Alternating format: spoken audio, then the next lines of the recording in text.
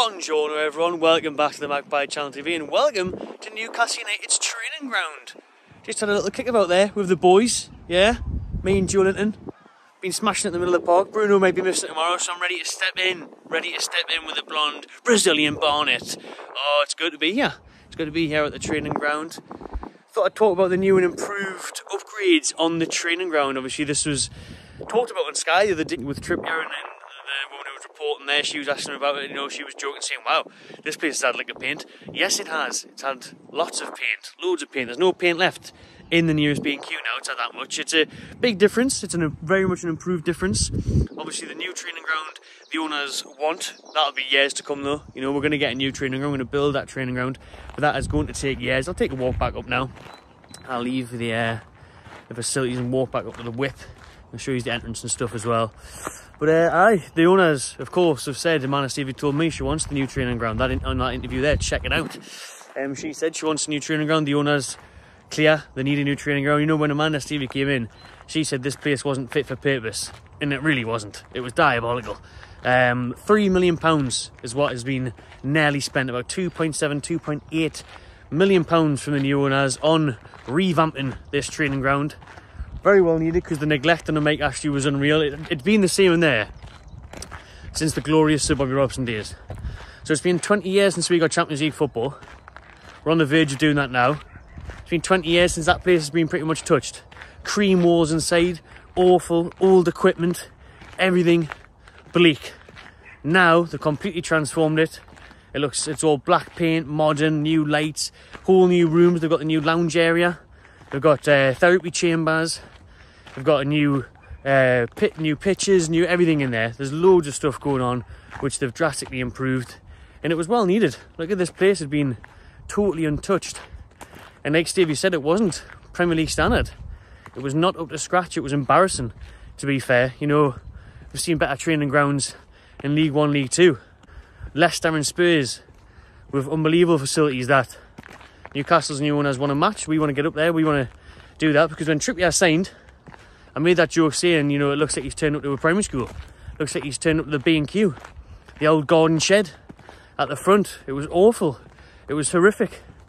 But now they've updated it. I love the black glass and that. You know, they've modernised that touch. And most importantly, the players want to feel like they've got to come here. You know, they don't want to feel like, oh, I've got to go there. It's like a place of work. Do you know what I mean? If you turn up your office in the summer, there's no aircon. Yeah, someone's left the tuna salad out from the day before.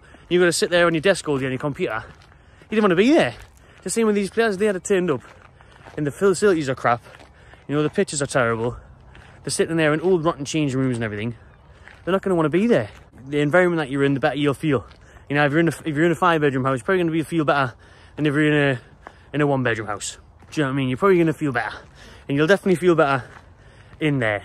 And it's great to see that the work has been done, because Eddie Howe and the coaching staff, they spend a lot of time in there. You know, Eddie gets in at 6 AM every morning.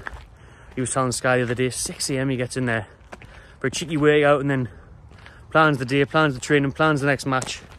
And it just looks a lot better, doesn't it? We're trying to sign world-class players this summer. We're trying to, you know, bring in a Rafinha from Barcelona, or a Diaby, or Rice even, anyone. How are you going to, you know, when they turned up there, when Trippier came from Atletico Madrid, he must have been thinking, what the friggin' hell is this? You know, so it's good that that's been improved. And more so, not just for appearance-wise and whatnot, and the whole joke about the house size and whatnot. It's performance-wise. The players are going to be performing better in there with better equipment, newer techniques, all that sort of stuff. You know, the new players are going to recover a lot better in there, because they've got the new pools, the hydrotherapy pools. They've got recovery rooms.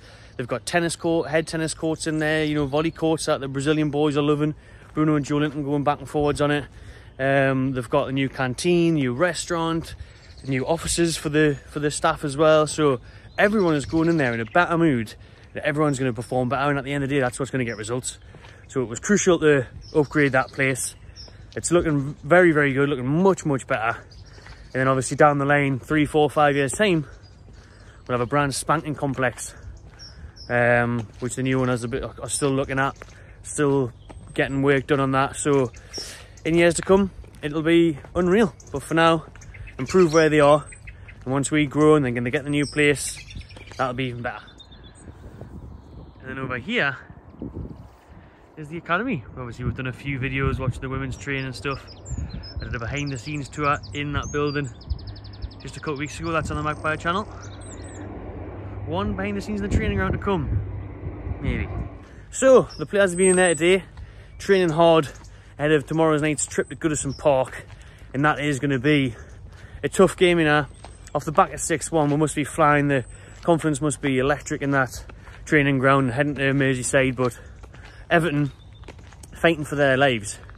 It's not going to be easy. Sean Dyche's side will make it tough, will make it ugly. They'll stink the place out. I mean, it's going to be a bit of a feisty atmosphere, I would imagine, especially if Gordon plays for Newcastle. Dream thing for me would be to see him do that on a 1-0 or whatever. If he gets the winner, that would be amazing. But us against Everton, the Scouse Mackems, there's always that bit of rivalry there, isn't there? So it's not going to be easy. I honestly don't think it'll be easy, because Sean Dyche, it's not the prettiest, but it's effective a lot of the time. They're still battling, they're still struggling, because the players just aren't good enough. I don't rate Everton at all. Can't wait to come up against Pickford again, Dinosaur Arms. Hopefully get a few past him. I wouldn't mind seeing him pick the ball out of his net 6 times. But they just don't have much going for Everton. I don't really rate them that highly at all. I do like going on in the middle of the park. I would have him at Newcastle. The defence probably suits Dyche, the likes of Keane and Tarkowski and that. But Newcastle, if we turn up, we should have enough to win this game, easily, for me. It's just the circumstances. It's a Thursday night. It's the atmosphere. Won't be easy. But we have got a few injuries, I mentioned before. Bruno Guimaraes should be okay, is what Eddie Howe's saying, but I'm not sure on that. He's saying that, you know, his ankle is starting to get aggravated a bit. You're welcome. Is aggravated a bit, you know. That's a problem for a while now. And that Fabian Shaw is probably going to miss the game. He's a big doubt, but he will be assessed on later. But he's the big doubt, so that's a bummer, because obviously we know how well Shaw and Botman have been, statistically the best defence in the Premier League. So that's a shame. But what you could do is move Byrne into centre back and bring in Target at left back, or you could bring in Jamal Lascelles, who I thought did pretty well when he came in against City. And then we've also got a few other knocks, but Eddie Howe wouldn't mention who they were. Kept that one a secret, as he always does. So not without a couple of injury struggles, Newcastle. Not without some fitness concerns and people that have went through the wire there against Spurs. There's a training ground entrance there. Lovely stuff. So yeah, we'll head back up to the car now. And so it's, like I say, depending on our team and whatnot, it isn't going to be easy, but we should still have enough to do it. And for me, it's just getting points on the board. This week is massive. These few days are huge. Everton on Thursday, Southampton Sunday. Teams in and around us playing each other, Spurs, Man United.